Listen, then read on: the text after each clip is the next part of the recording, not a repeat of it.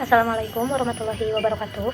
Nama saya Sri Suciandini, saya mahasiswa semester 4, jurusan Sosiologi, dengan nomor induk mahasiswa 11980302556. Dengan adanya video ini, saya bermaksud untuk mengikuti ujian tengah semester atau UTS dari salah satu mata kuliah, yaitu Sosiologi Komunikasi. Oleh karena itu, langsung saja pada soal yang pertama, yaitu menjelaskan tentang sosiologi komunikasi dan sosiologi komunikasi. Pertama ada sosiologi.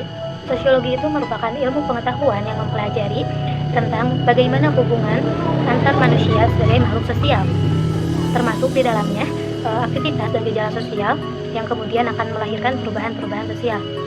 Yang kedua ada komunikasi. Menurut Litausen, komunikasi merupakan proses perpindahan atau transmisi informasi yang terjadi dari komunikator kepada komunikan. Dan yang ketiga yaitu sosiologi komunikasi. Sosiologi komunikasi itu merupakan cabang ilmu sosiologi yang mempelajari tentang bagaimana proses terjadinya pertukaran pesan atau informasi yang terjadi dalam konteks masyarakat. Lalu soal yang kedua yaitu tentang efek media terhadap individu dan masyarakat. Media ternyata membawa efek negatif dan efek positif terhadap individu maupun masyarakat. Yang pertama ada efek positif bagi individu.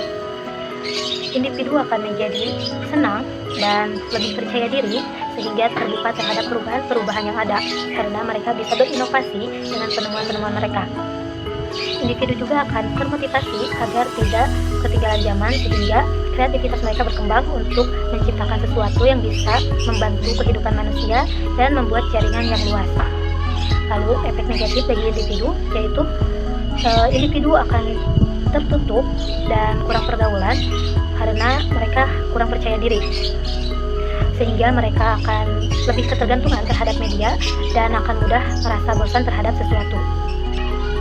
Yang selanjutnya yaitu efek positif bagi masyarakat, yaitu kebebasan dan kompetisi antar individu di dalam masyarakat akan meningkat, sehingga kemajuan selanjutnya akan meningkatkan ekonomi, dan tawaran yang diberikan oleh media akan menghadirkan suatu rentang minat dan selera yang luas, sehingga ikatan di dalam komunitas akan semakin kokoh dan menguat.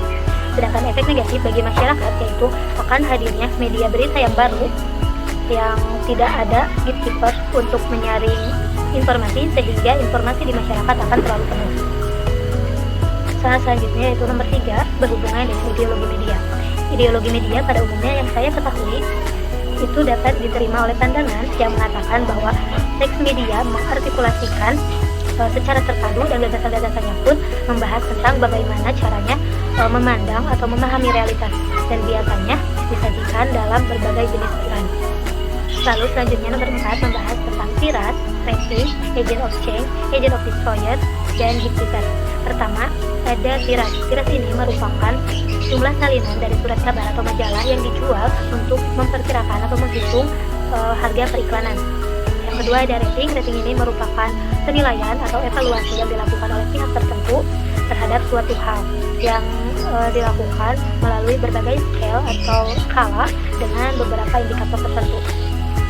Lalu yang ketiga ada agent of change, yaitu orang yang mempengaruhi target atau sasaran perubahan agar mengambil keputusan atau tindakan sesuai dengan apa yang dikehendaki oleh organisasi.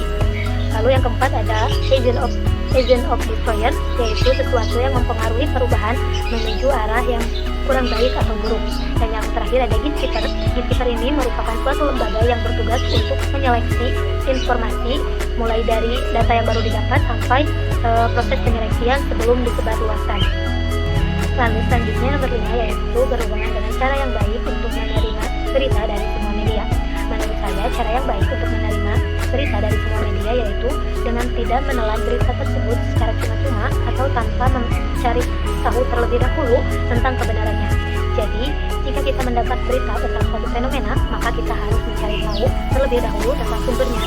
Apakah sumber tersebut merupakan sumber terpercaya atau bukan? Atau apakah sumber tersebut memihak salah satu pihak atau tidak?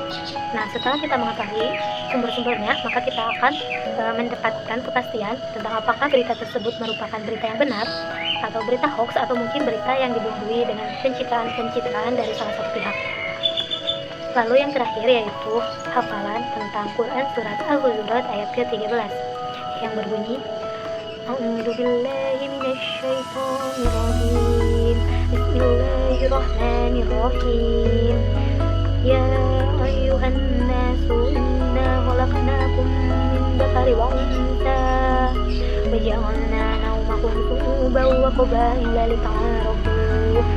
Inna akramakum indallahi atqakum.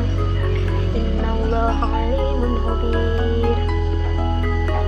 Artinya, wahai manusia, sungguh kami telah menciptakan kamu dari seorang laki-laki dan seorang perempuan. Kemudian kami jadikan kamu berbangsa-bangsa dan bersuku-suku agar kamu saling mengenal. Sungguh yang paling mulia di antara kamu di sisi Allah ialah yang paling bertakwa. Sungguh Allah Maha Mengetahui, Allah Maha Teliti. Maksud dari adanya ayat ini yaitu mengajarkan kita tentang kesetaraan, toleransi, dan kebersamaan agar tidak ada diskriminasi. Nah, ayat ini menunjukkan bahwa keberagaman telah menjadi sebuah karena Allah telah menciptakan manusia dengan sedemikian rupa, sedemikian banyak, sehingga kita menjadi berbangsa-bangsa dan bersuku-suku.